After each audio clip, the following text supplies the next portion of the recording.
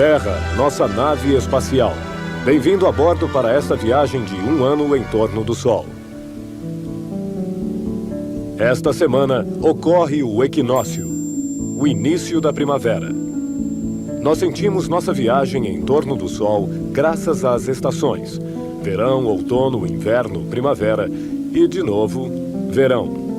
Como seu eixo é inclinado, a Terra se apresenta ao Sol sob ângulos diferentes. Quando a Terra está aqui, o Sol, ao meio-dia, está à vertical do hemisfério sul. Lá embaixo é o verão, enquanto na maior parte do dia, o hemisfério norte está à sombra, é o inverno.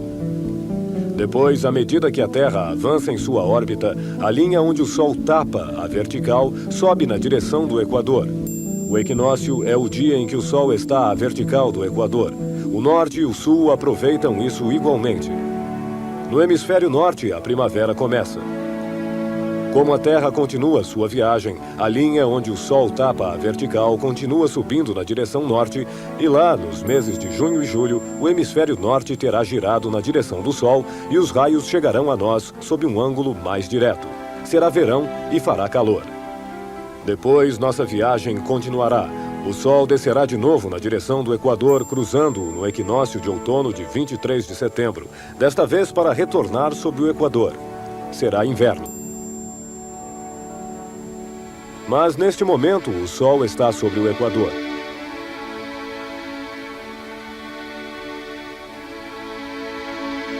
É nesta época de equinócio que as grandes marés se formam.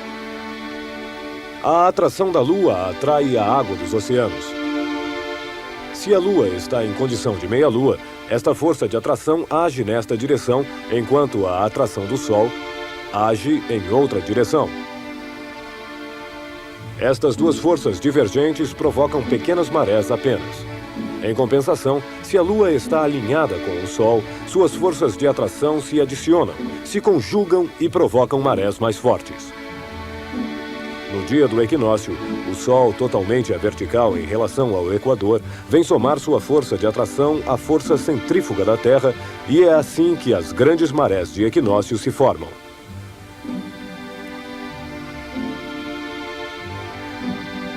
Um outro fator é importante para as marés: a distância da Lua. A órbita da Lua é uma elipse. Às vezes a Lua está longe, às vezes está perto. Quanto mais próxima a Lua estiver, mais forte será a maré. Este ano, por exemplo, as marés mais fortes não acontecem no momento do equinócio, mas em fevereiro, pois nesta época a Lua estava próxima à Terra.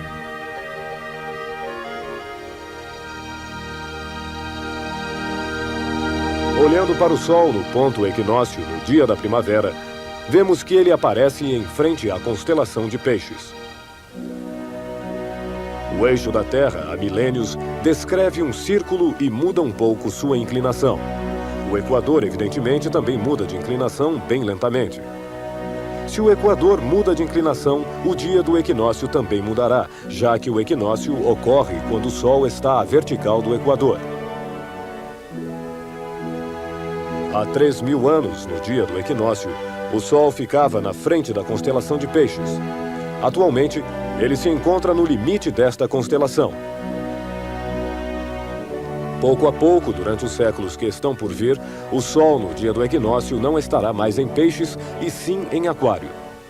Veja por que ouvimos falar sobre o começo da Era de Aquário. Os astrônomos chamam isto a precessão dos equinócios. O deslizamento bem lento do Sol, de Peixes, na direção de Aquário. Quando falamos de Peixes e de Aquário, nos referimos às constelações, os grupos de estrelas, não aos signos astrológicos. Os astrólogos não reajustaram seus signos a este deslizamento do equinócio.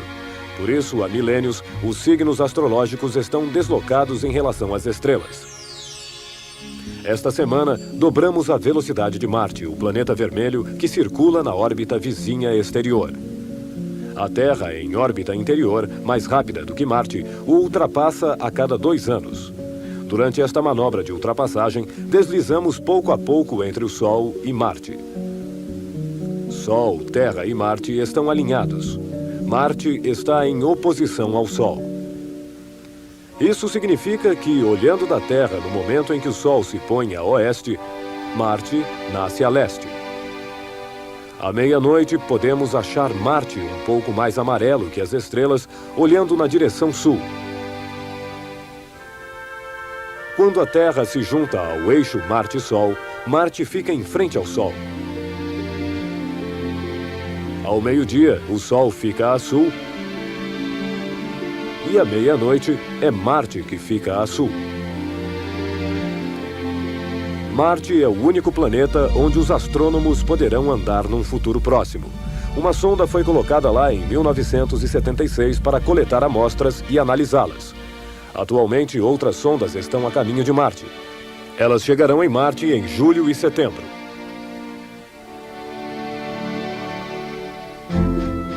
Este fim de semana para localizar Marte entre as estrelas vai ser fácil. Marte estará bem ao lado da Lua. Enquanto viajamos em torno do Sol, esquecemos que a Terra arrasta consigo uma enorme coluna de sombra de 12 mil quilômetros de largura. No entanto, deveríamos nos lembrar disto, pois toda noite, quando o Sol se põe, entramos nesta sombra para nela passar a noite. Este fim de semana, na noite de domingo para segunda, será lua cheia. E graças a um eclipse lunar, nós podemos ver a sombra da Terra. Ela vai se projetar sobre a Lua e a obscurecerá.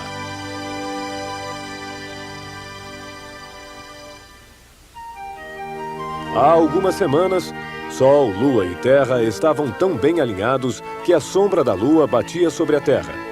Era o eclipse do Sol que você pôde ver aqui nesta tela. A zona de eclipse total é muito estreita e ele só dura alguns minutos. Após este eclipse solar, a Lua percorreu metade de sua órbita em torno da Terra. Domingo à noite, a Lua se encontrará exatamente na frente do Sol e mergulhará na sombra da Terra. A sombra da Terra é maior do que a da Lua, portanto, o eclipse dura 2 horas. Toda a metade-noite da Terra poderá aproveitar o eclipse lunar segunda-feira às 5 da manhã.